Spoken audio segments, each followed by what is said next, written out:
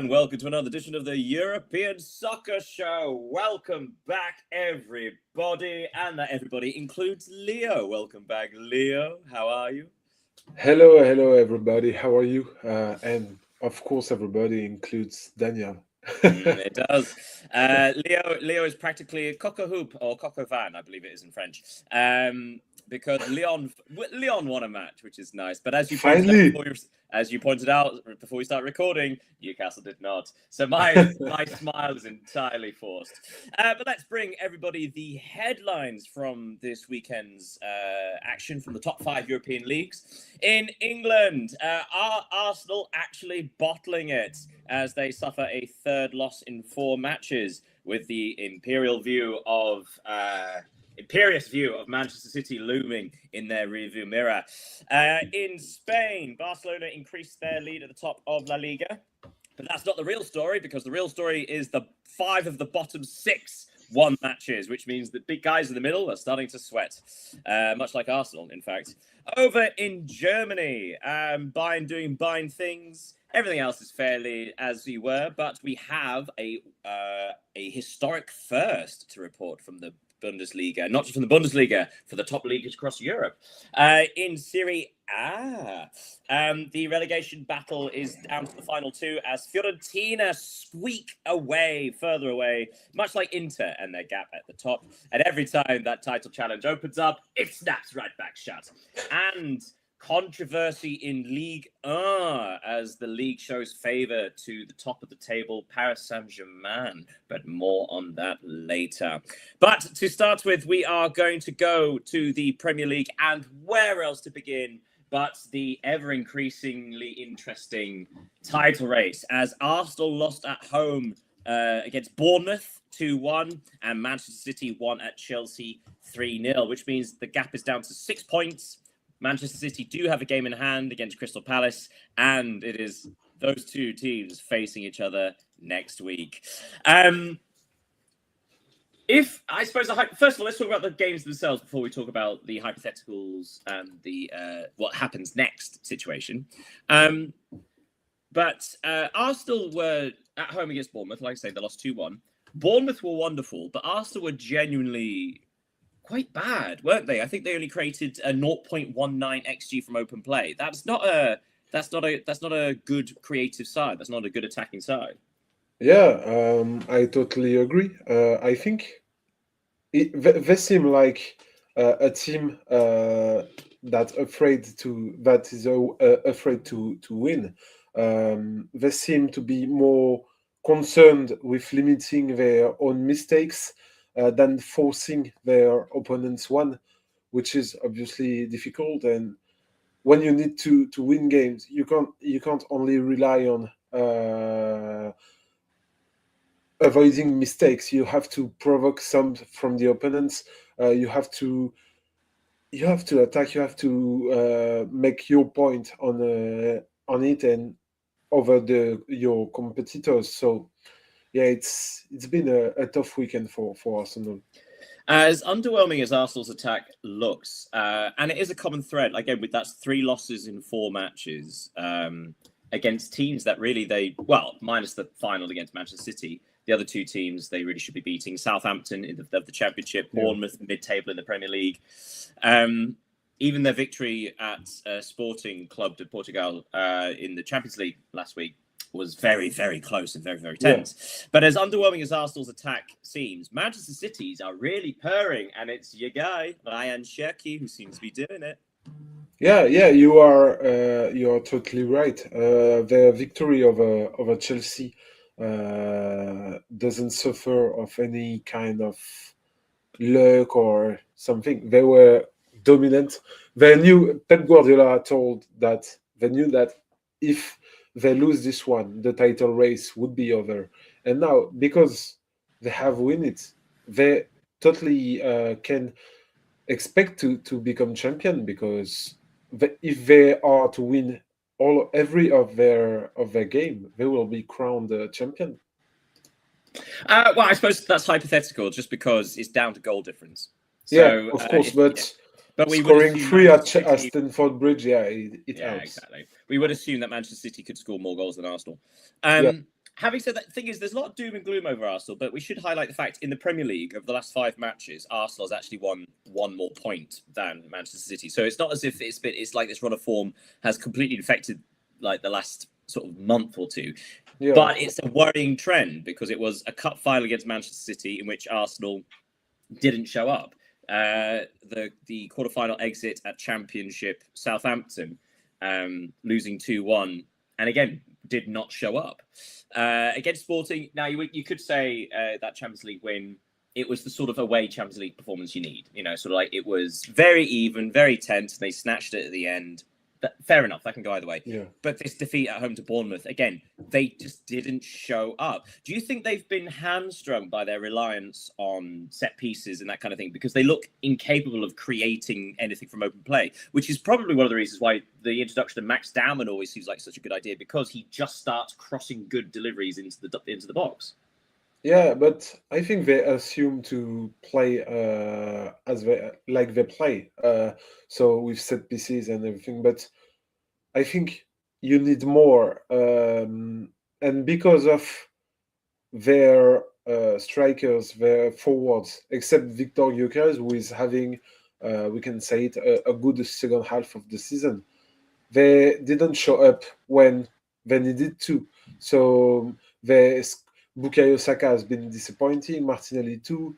Some players, Martin Odegaard, for example, between injuries and performances, he has been also disappointing. So without a good forward line, it's difficult to yeah, and continue. also we should probably highlight the fact that despite the fact they have quite a substantial squad, there's actually not that much rotation, which is quite a strange thing. No. A reliance on the same cause. Well, the only consolation for Arsenal supporters is that, as bad as their weekend was, Tottenham Hotspur's was even worse, because the weekend started with West Ham United defeating Wolves 4-0, which took West Ham out of the relegation zone.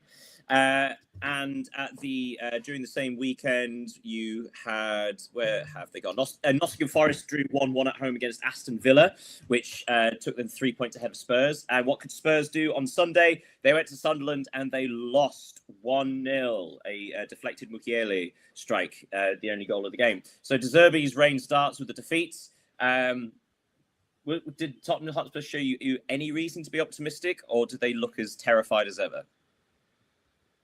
To be honest, it's hard to be truly optimistic when you look at not only at their rankings in the table, but also at their performances, because they seem to lack a lot of things, and they are still winless in 2026. They struggle to score. They concede goals consistently. I think it's concerning Tottenham. It's one thing to be fighting for survival, but it's quite another to be fighting for survival without having been prepared or conditioned for it. It's all the more complicated because the players don't really know how to apprehend that kind of situation, and yeah, it's difficult especially when you see when you take a look at West Ham's performances. Nottingham draws. On that note, to give some context, so in the last 6 matches, Tottenham Hotspur have won a single point. Whereas West Ham have got 7 points in the last 4 matches. Nottingham Forest have had 6 in the last 4. Leeds United 5 in the last 4. And in fact, Leeds United are undefeated in the last 3. Nottingham Forest the last 4. So there is momentum and stability in all of those sides, and Spurs seems to be the one that can't seem to get anything going. This is now a quick trivia question, an earlier trivia question. This is such a bad run of form for Tottenham Hotspur. And to remind everybody, they have not won a league match this year. It is now mid-April. This is the longest run without a win in Spurs history since what year? Last year. No, I'm joking. I'm joking, but we can remember that they finished 17th last season. So the last couple of years have been awful for Spurs. Yeah. I'll give you a clue. At this time, there'd only been one world war.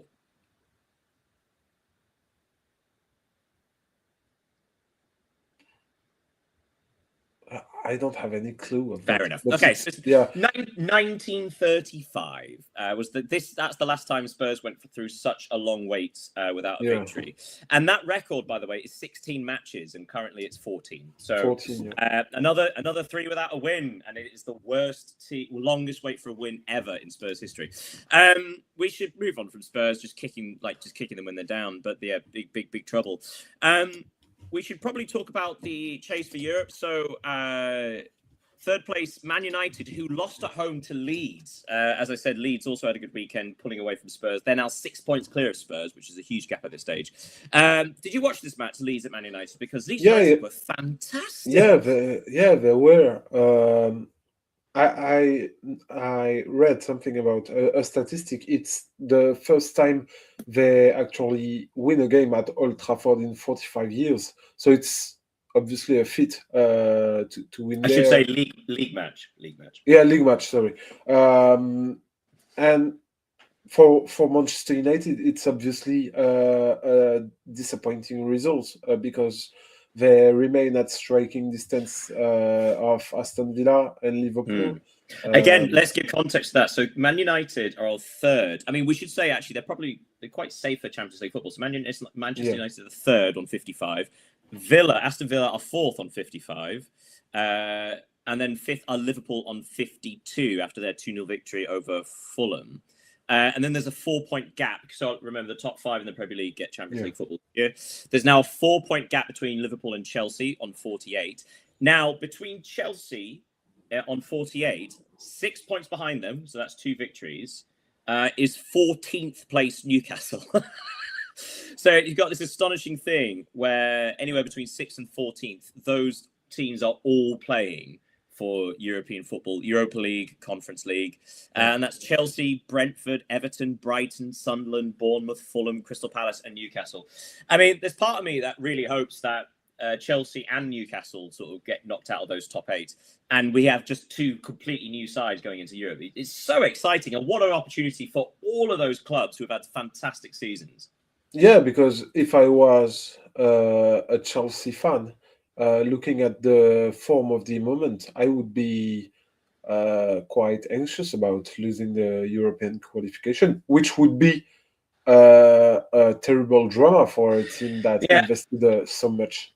Absolutely. Sorry, I'm going to jump in because I just remembered, and apologies for interrupting. But also, I always feel like there's this context with sides with an ego. So, for example, Chelsea being in the Conference League a couple of seasons ago, last season rather, none of the Chelsea fans cared. Therefore, they end up winning a trophy, and none of them cared about it. So, very few of the matches of that, like at home, were sold out.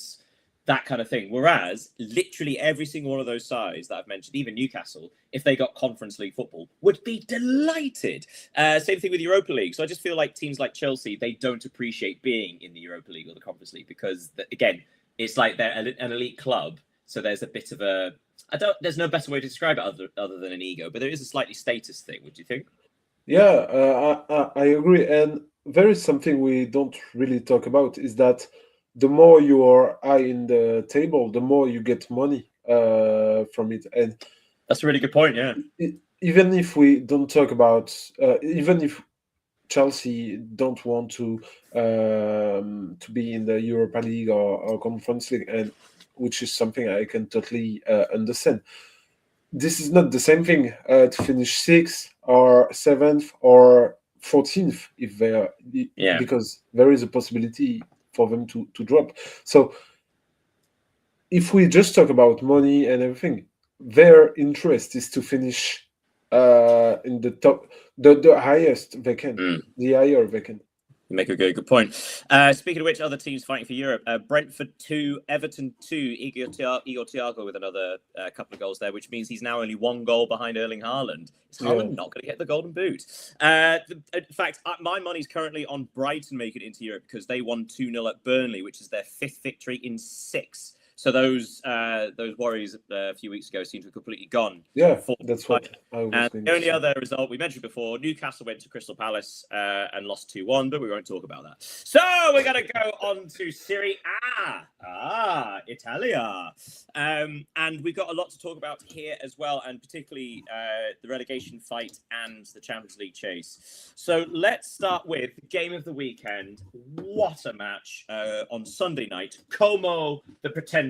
Como 3, Internazionale 4. What a match. Now, if you did get to see it, guys, Como took a 2-0 lead and had that going into stoppage time of the first half when Marcus Thuram nicked one before the break. And then after which we had a couple of goals from Dumfries. Marcus Thuram got a second before Dumfries got a second. And then a penalty from De Cunha gave Como hope going into the final minutes, but couldn't find the equaliser. But some stats. So Como, again, this is Internazionale, Inter. Como had 60% of the possession.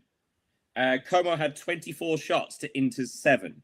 Como had 8 shots on target to Inter's 5. So Como were the better side against the best team in Italy.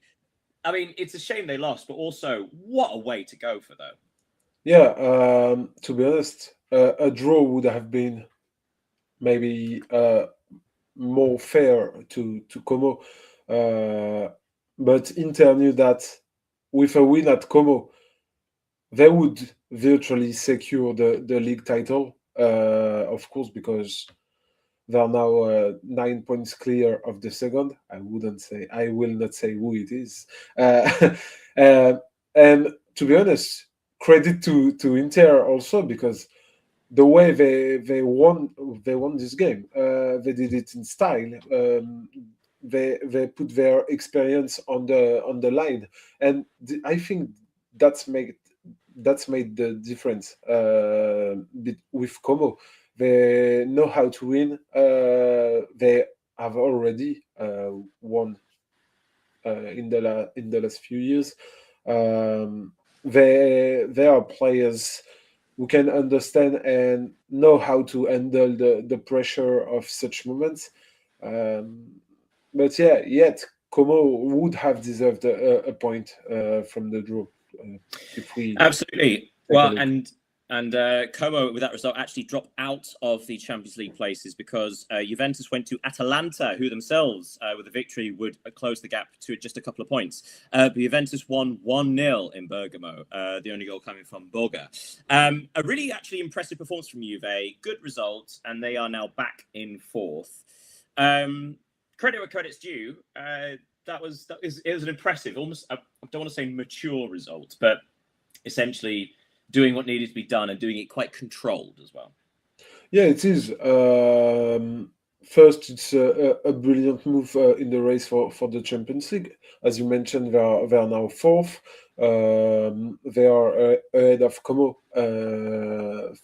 by 2 points.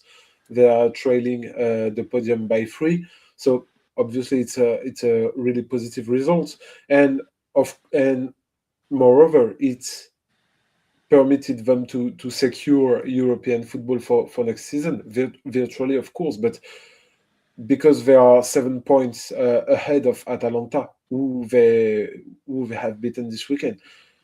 They can now completely focus on the Champions League spot. Well, and elsewhere for the Champions League chase, on Friday, Roma defeated Pisa, I think everyone does, 3-0 at home. Donyell Malen getting a hat-trick, which means I believe he's third in the top goal scorer list in Serie A, despite the fact he only signed in January, which is mad. But also, AC Milan 0, Udinese 3. An astonishing result. And AC Milan now a third, but are currently only 5 points ahead of Como. AC Milan, that's their third loss in 4, are suddenly at risk of losing Champions League football. Do you think that's a real possibility, or do you think they've got enough of a buffer to not worry about it? Yeah, I think you're right, Daniel. A few weeks ago, we thought Milan were comfortably settled in second place in the table. We even said that they could maybe compete with Inter for the title. Yet now we are wondering whether they will hold on their Champions League qualification, qualification spot. So it's quite disturbing for that club. We have to notice that Rafael Leao, for example, was booed by San Siro during the game. I think this is a team that don't exude any real collective strength, and they are paying for it now. I was going to ask. So, so Napoli are still second. They're 3 points ahead of AC Milan after they drew at Parma. They actually conceded in the first minute of the game before McTominay found an equaliser in the second half. So Napoli 9 points behind Inter in second place, but AC Milan third, 63. Juventus are on 60. Como 58, and Roma 57. So 4 teams separated by 6 points. In your opinion, who gets Champions League football? Who misses out? I think Juventus will miss out Champions League football. Milan, even if they are in a drop of form, I think they will. First, they have an advantage by points. They are 3 points clear of Juventus, 5 of Como, and Como they seem to have what it takes to grab a Champions League spot. I've got some fixtures here, actually. So yeah. Roma, in their run-in, have to play Atalanta. That's going to be a fantastic match next week. Roma against Atalanta. If Atalanta win, they're back in the fight for European places. If Roma win, Atalanta are out. So yeah, then Bologna, Fiorentina, Parma, Lazio, Verona. For Como, you've got Sassuolo. They've got the second leg of the Coppa Italia semi-final against Inter. Genoa, Napoli, that's a big one. But then Verona, Parma, Cremonese. So that is 2 of the bottom 4. And where else have I got it? Oh, yeah, and Juve have got Bologna, Milan. So they still got to go to Milan. But then also their running is quite favourable. Verona, Lecce, Fiorentina, Torino. So you think... but. Like I say, Juventus have the more favourable run-in, minus the away game at Milan. But you they will also play. Yeah, they will also play Fiorentina. It will be. I think it will be a tough game because I think we will have a word on it. But mathematically, Fiorentina's survival is not yet guaranteed. So maybe because they will play them.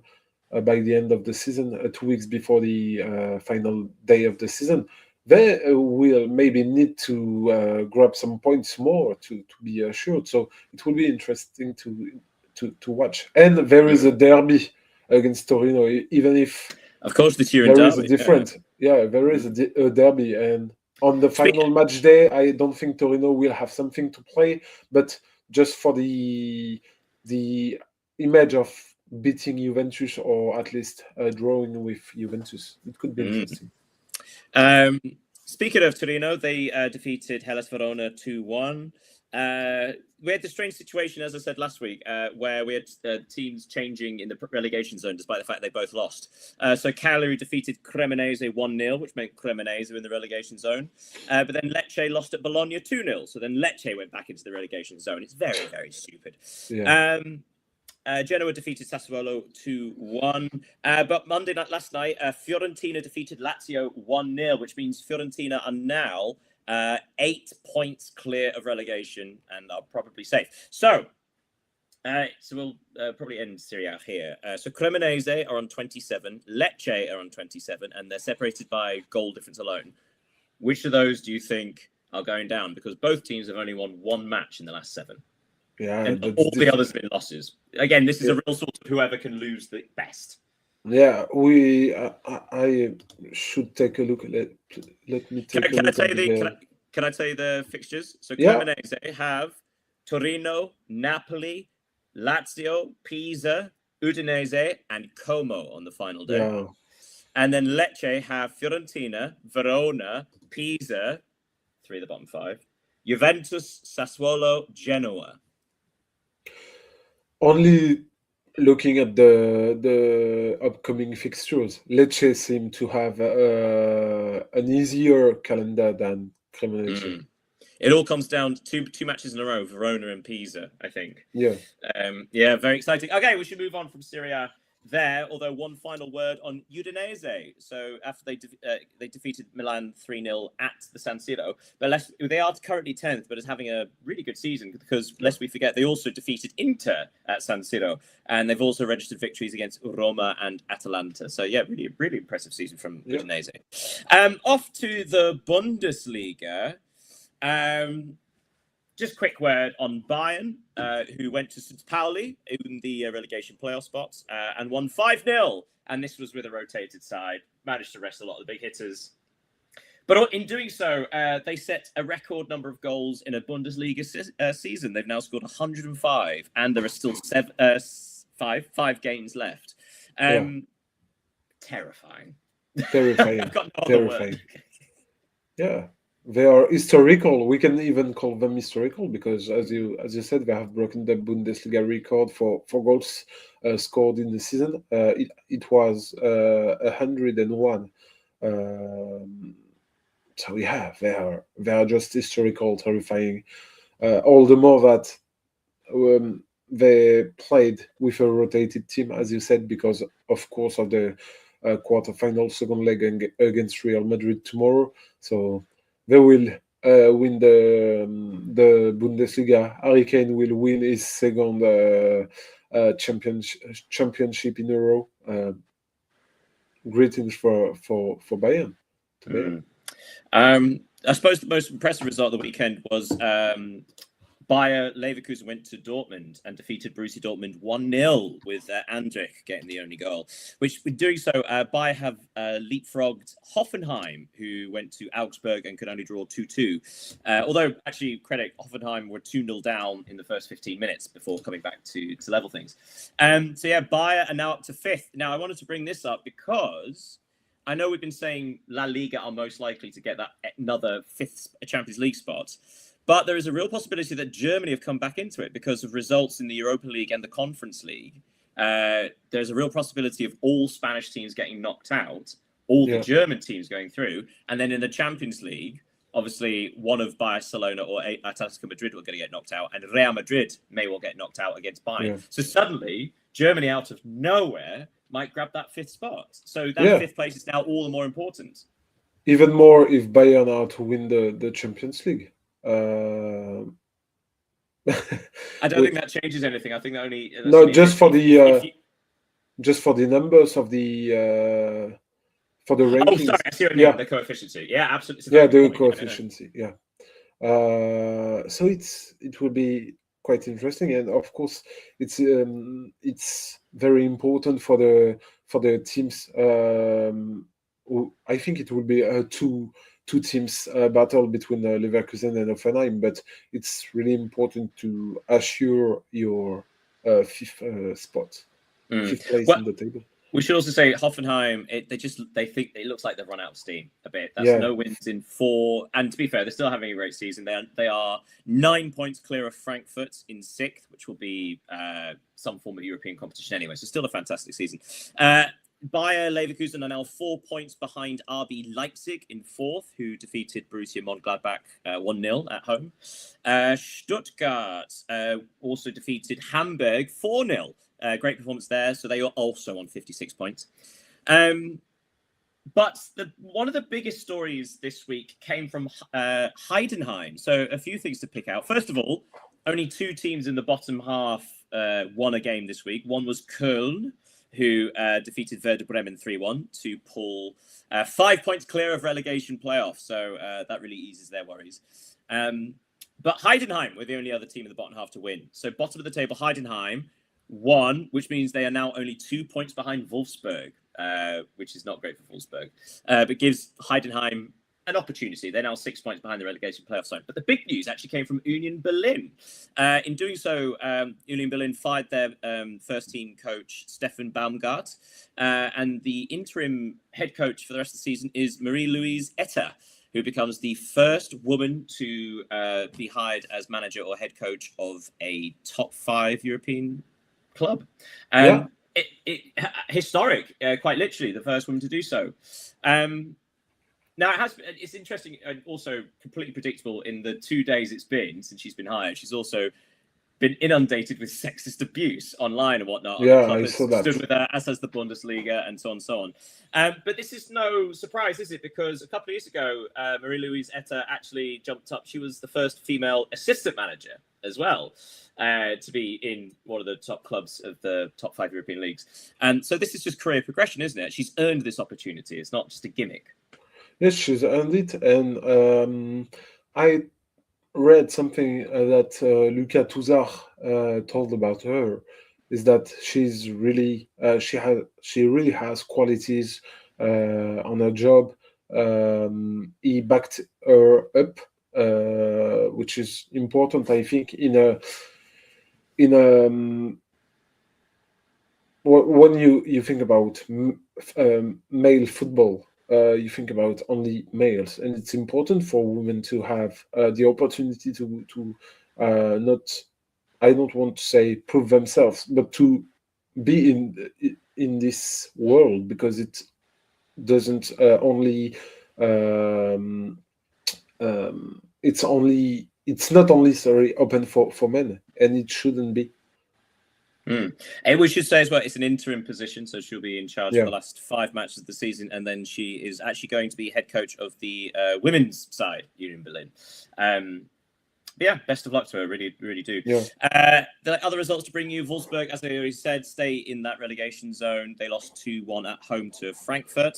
And the only other one to say is Mainz lost at home 1-0 to Freiburg. So as it stands at the bottom of the table, Heidenheim on 19, Wolfsburg on 21, a 4-point gap to St. Pauli, but then a 3-point gap to Werder Bremen. So, I mean, first of all, Wolfsburg just have to start winning games. They are 7 points from safety, which is astonishing. But other teams are slowly pulling away. So St. Pauli as well, only 3 points behind Werder Bremen, and that's it. So yeah, St. Pauli, Wolfsburg, they're the teams with work to do. Yeah, you're right. And it's so disturbing to see a team like Wolfsburg being in a so bad position, because when you take a look at their squad, at the players they got, they shouldn't be playing relegation football. They should be playing around with Offenheim, with Frankfurt, with Freiburg, not at the bottom of the table. Right, well, we're going to park that there. Now, if you thought the battle for European positions in the Premier League was fun, wait till you see the relegation battle in La Liga. As I said, 5 of the bottom 6 won their matches. It was an absolutely astonishing weekend, and the other team ended up drawing as well. And none of the middle teams. So essentially, a lot more teams have been sucked back into the relegation battle. It's fantastic. So I think we should start, but we should start with the big lads. First of all, Friday, Real Madrid 1, Girona 1. Incredibly underwhelming performance from Real. I suppose the only thing I want to point out, so when they fired Xabi Alonso, Real Madrid were 4 points behind Barcelona in the table, and they are now 9 after Barcelona won the Catalan derby 4-1 against Espanyol. Yeah, so it's kind of hard to say. Does the responsibility for this lie with the people above Arbeloa? Are serious questions going to be asked about the people at the top of the pyramid in Real Madrid? Because it does seem like firing Xabi Alonso has caused more problems. The XG against them has gotten worse. The XG for them has gotten worse. A lot of other metrics are worse since firing out Xabi Alonso, and they are now very close to being knocked out of the Champions League, and they're not going to win La Liga. It's hard to defend their decision, isn't it? Yeah, I do think it's above the team and Arbeloa. Even in the when you take a look at the transfer windows, everything is playing in a bizarre way at this club. They lose some very important players with Toni Kroos, with Modric, with Benzema, even if it was 2 years ago. But they have never been replaced. Of course, Kylian Mbappe has come to the squad, but with especially with Kroos and Modric. And when you take a look at what Modric does in the Serie A, even if it's maybe slower than in La Liga, and it's okay, but they haven't been replaced, and that team depended on their midfield. So this is a strange choice. And when you take a look at also the performances of the players they recruited, for example, Trent Alexander-Arnold, they have been disappointing. Although we should point out that like people like Trent were signed with Xabi Alonso as head coach. Yeah, So, I mean, also. the thought occurred like when you saw. I mean, for example, his assist for Kylian Mbappe in their defeat to Bayern Munich was fantastic. Like, so you can see like Yeah. the attacking use of him. But obviously, Xabi Alonso had his own ideas, and they're not. Obviously, he's no longer here, and Trent was injured for most of his tenureship. Yeah. His tenure, sorry. Yeah, it's just very strange.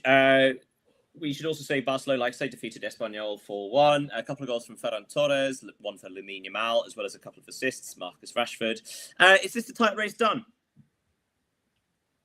I do think the title race done. Good. We'll end it there. Right. Let's talk about the relegation battle. But we should just say that it's no mean feat that Barcelona are going to win a third league title in 4 years. It's kind of impressive. Absolutely, especially when you consider the difficulties of their finances. The fact that actually in sporting terms, they've been competitive even. Yeah. Well, I mean, obviously the club is spending money they don't have essentially as well. So but that first championship under Xavi was particularly impressive, or unexpected rather. Okay, so yes, let's talk about some relegation candidates. First of all, bottom of the table, Real Oviedo went to Celta Vigo, Champions League chasing Celta Vigo, and won 3-0. I mean, Oviedo's choice to change manager is paying real dividends. That's 3 wins from their last 4, 10 points in the last 6 matches, and they're now only 6 points from safety. I know that's 6 points a lot, but I don't know. Suddenly it's doable. You can believe. I mean, the fact that Real it's 3 wins from 4. Suddenly, like, oh yeah, they could win another 2 matches. This can happen. Literally, the whole of the bottom half of the table can get relegated. That's impressive. The standards are quite high, and some clubs could be relegated with around 40 points, I guess, which is obviously impressive high. You were talking about their results, which is interesting is that, for example, Sevilla capitalized on Atletico's rotation ahead of the game with Barca. Well, it's interesting you bring that up because I was going to say like 15th and below, Mallorca 3 wins from 4, Elche 2 wins from 3, Levante 2 wins from 3. Real Oviedo 3 wins from 4. So like you've got this momentum suddenly. You've got this uplift. Alaves not so much, although they are undefeated in 4 games, so they've only won one of those.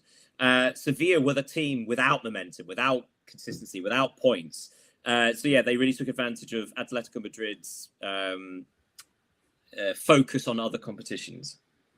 Yeah, it's impressive, and when you took a look at the mid-table teams, you can see that they have let everything slip from their hands. So even when you look at Levante, what they have been doing since February, it's impressive. You were talking about Mallorca. Vedat Muriqi, for example, has now scored 21 goals in La Liga. Really? He's challenging Kylian Mbappe, who has scored 23 for the Golden Boot. So, yeah, all of these teams have something to play, and it will be tough until the end. Well, part of the reason we've had this sort of like compression to take you through some. For example, Elche defeated Valencia 1-0, so that's relegation threatens defeating mid-table. Mallorca defeated Rayo Vallecano 3-0. That's the relegation threatened defeating mid-table. Levante defeated Getafe. Relegation threatened defeating now European chasing Getafe. Yeah. The only team in the bottom 6 that didn't win were Alaves, who went to Real Sociedad and drew 3-3. So it's almost like all of the teams are rolling the dice. They're not playing safe. They actually are going for it. Yeah. And even though there's actually, weirdly, there's not been any change to the bottom six because they all got points. But like I say, the fact that they dragging the mid-table teams into it can cause. You just need one of them to crumble under the pressure. Yeah, that's true. That's true. Only a win can change everything on the table. You were talking about Alaves drawing at Real Sociedad. They were trailing at the 97th minute. So Sorry, yes, it's like Boye got the equaliser. yeah, So it's like they have that spirit that says them, okay, we desperately need points, and yeah, it's interesting. Elsewhere, the last thing we'll say about La Liga, because again, just look at the table for the drama there. Yeah. And the fun thing is, in the last 7 matches, so many of those teams have to play each other. So opportunity knocks. But the last thing to say about the hypothetical 5th place Champions League spots, because Real Betis currently occupy that. They're 11 points behind Atletico Madrid. So the top 4 are done. Yeah. So 5th is Real Betis, but they've had no wins in 7.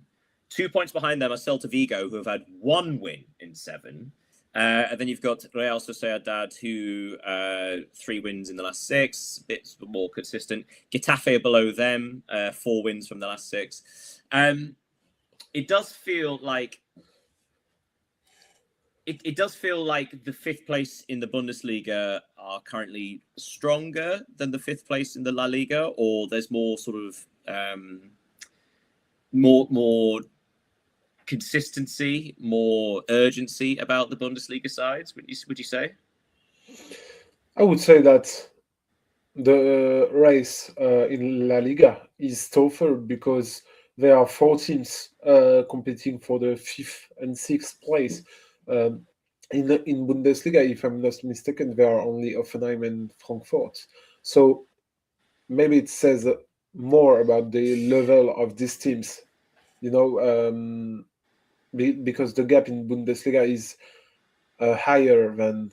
That makes sense. But I suppose why I'm asking though is because, Betis in these 7 matches, not all of those 7 matches have been against teams above them in the table. Real Betis have lost all momentum. They are going through a really bad run of form, as are Celta Vigo. So it does feel like the teams that had the opportunity, should that 5th place become a Champions League spot, they had that opportunity and they're not taking that opportunity, and they're opening the door to teams like Real Sociedad and even Getafe, who are only 5 points behind Betis. Getafe. Yeah, I know what you mean. How does that happen? Especially when you used to watch Getafe, Jose Bordalas Getafe, with this defensive block, only one shot on target, 1 goal.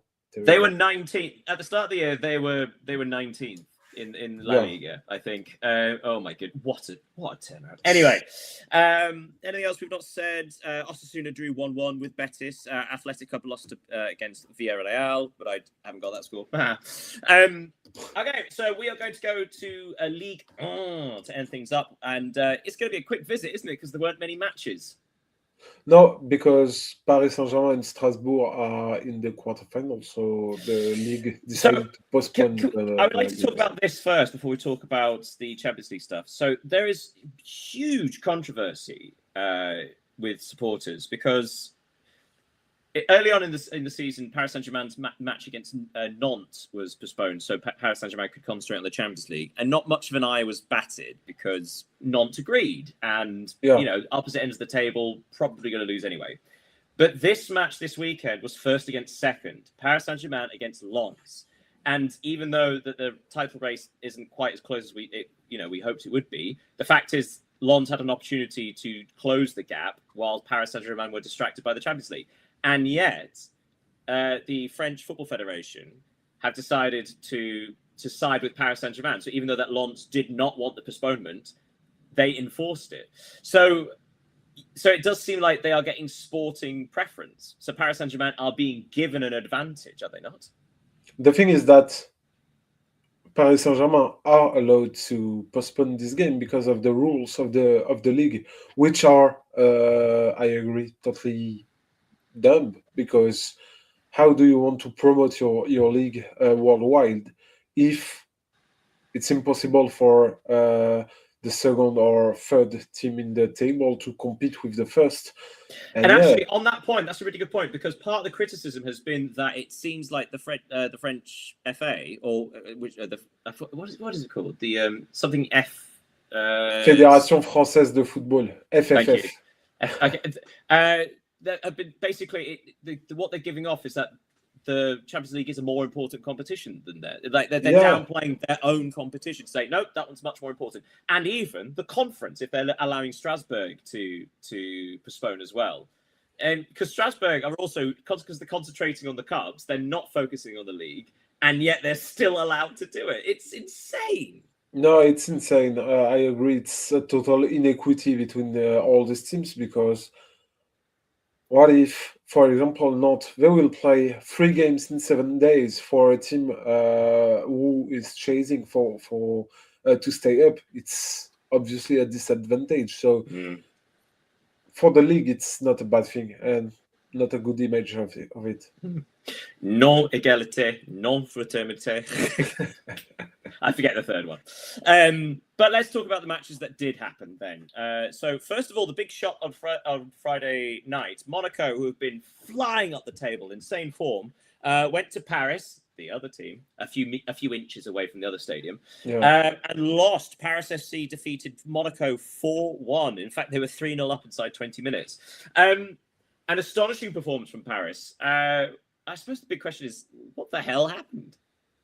It's Monaco. It's a defeat that, but it's, joke aside, it's a defeat that perfectly illustrates what kind of teams they are.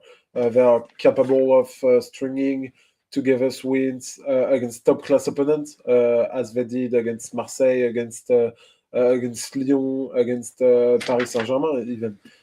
And you don't know why, but the next week they can getting trashed by a team that at the bottom of the table, and it's exactly what happened.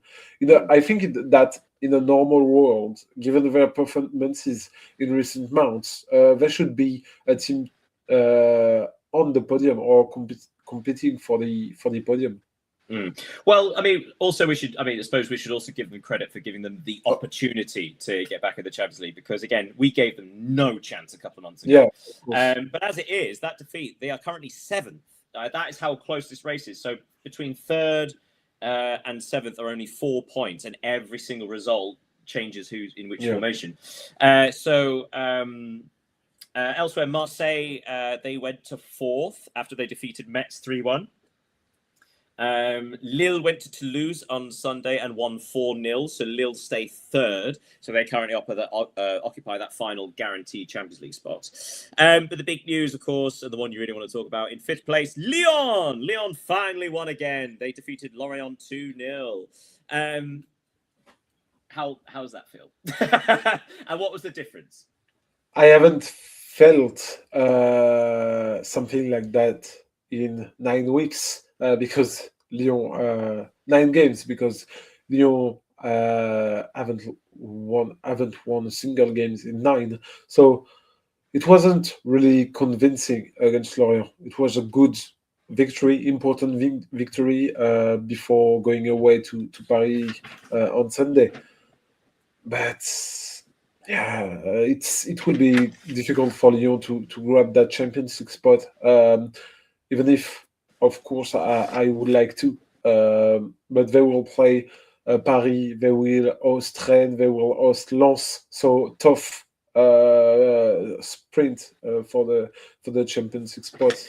Yeah, so, and a good word on Rennes as well, who defeated Angers 2-1, and that's their 5th win in the last 7 matches, I believe, and they are currently 6th. So Lille have 53, Marseille 52, Lyon 51, Rennes 50, and Monaco 49. So that's nice. That's a nice pattern, at least. We can always keep it. We're going to end with Ligue with a couple of other results. So Nice drew 1-1 with Le Havre, but Auxerre could not close the gap to who's the worst team in the league, as they could only draw 0-0 against Nantes. I'm a bit angry at Auxerre, to be honest, because they played the bottom 2 in the last few weeks, and they drew 0-0 against both of them. It's like, you don't deserve to catch up to Nice. It would be funny if they caught up to Nice. Right, so we'll park that there. Like I say, short League talk this week. But shall we talk about 3 things we may have missed? What might we have missed, Leo? The first is something you have already talked about. I wanted to highlight the fact that Union Berlin had appointed Marie-Louise Eta as their new manager, the first woman to take charge of professional men's team in Europe's top 5 leagues. So my second one was that Aurelio De Laurentiis, president of Napoli, he spoke to The Athletic in an interview published today, and he proposed reforms which he believes would improve the game of football. Very interesting one. Just to name a few, he would like games to have 2 halves, 25 minutes half, with actual playing time, like in basketball, NBA, and everything. He's in favor of the creation of a super league. He would like to reduce the number of teams in Serie A to 16. So even if a lot of things he said seem unconsidered, he is right about one thing, in my opinion, in this discussion. Really good one. You should read it, by the way. Interesting. He insists on something, is that young people are the future of football, and that football and the sport must therefore adapt to them. And I totally agree with that.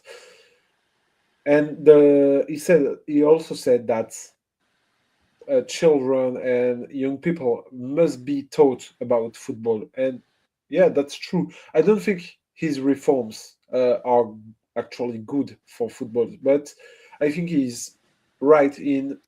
But he makes a good point. Yeah, he makes a good point on. We are talking about product. I mean, not necessarily fundamentally the game itself, because of course, apart from the handful of rules that have changed, much like the back pass rule and stuff like that, or offside, the game is fundamentally the same as it has been for about 100 years or so.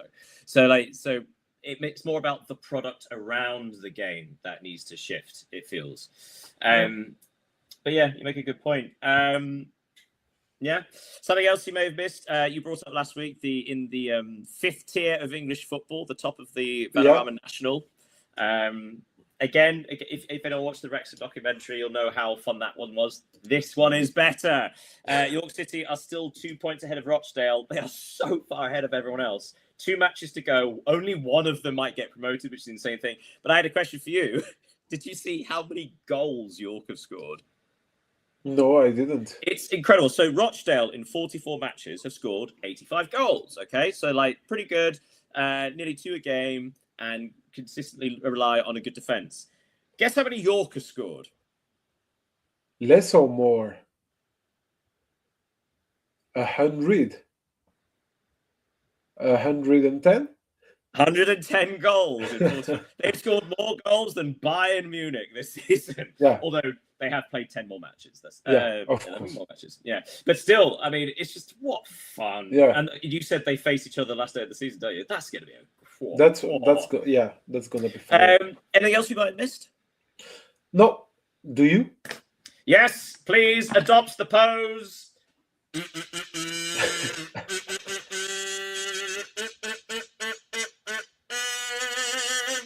A result to announce. No way. We go to the Andorran Primera, the top league. If you remember, obviously, we announced when AVS won their first match of the season in the Portuguese Primera, but there were still 3 teams in the top level of every single European country yet to win a game. Well, in Andorra, Esperança de Andorra, I feel a bit bad about this because this was actually before the international break and I missed it. So things we missed, I missed it. They went to top of the table Inter de Escalades and they won. Insane. The first victory of the season came away at the league leaders. And then they followed that up by defeating the team immediately above them in the table. So they've won 2 matches in 3. Ooh. So hot stuff there for Esperanza de Andorra, who are now, shockingly, only 4 points behind that next team. So they might not even finish last, which is astonishing. Also, comically, something I noticed, their goal difference, not even the worst in the league. And despite the fact they've been bottom this entire time. And quickly, etc., etc. We go to Cyprus. Another team has finally won last week after the international break. Cypriot side, Paralimni, have been bottom of the table. They've had 1 point all season. It's been a miserable experience. They've scored 8 goals in 28 matches. Do you remember me telling you about that? That's ridiculous, yeah. They've just won a match against Ammonia Arutipo. So they've now got their first victory of the season, which is beautiful. So congratulations, those sides. Well done, well done. But there is one more. There is one team who has yet to win a match in a top flight across the entire Tottenham? Actually, that does remind me of my favourite stat, which is Burnley haven't won a match at Turf Moor since, is it October? I think it is, and yet they've still got more points at home than Spurs. Yeah. But hey, at least they're paying. Spurs fans are paying like £1,500 for a season ticket. But yes, in North Macedonia, the Macedonian First League, a team called Shkupi have got 1 point. They've played 27 matches. They've scored a whopping 14 goals. They have also conceded 94. So they're conceding as many goals as Bayern are scoring, that kind of rate, okay? But yes, I just wanted to announce that to everybody watching, to you, Leo, to all those engaged. Keep an eye on Shkupi in the Macedonian First League, because that's the last team. We want every team to have a victory. Every fan deserves a victory this season. So I just wanted to highlight that. So yes, it's on our to-do list, yeah. The rest of the season, our eyes on Shkupi. Okay, I just wanted to let you know. Right, I think that brings us to the end of the European Soccer Show. Thank you so much, Leo, for joining me, as ever. Thank you, Daniel, as always. Remember, everyone, you can follow our socials over yonder. We've got our X, we've got YouTube. Obviously, you're welcome to watch us live each week. And if you do, feel free to send us a comment, and we'll talk about it on the show, assuming it's nice or appropriate or mildly amusing. Or anything, to be honest. We didn't get any comments this week, so therefore it was a bit lonely. But yes, give us a follow, social media, etc., etc. Okay, and we will see you next week, where we will see if Arsenal are still going to win the league or not. Yeah, that's right. But yeah, have a great week, everybody, and farewell. Come on, Scoopy. Goodbye. Have a nice day.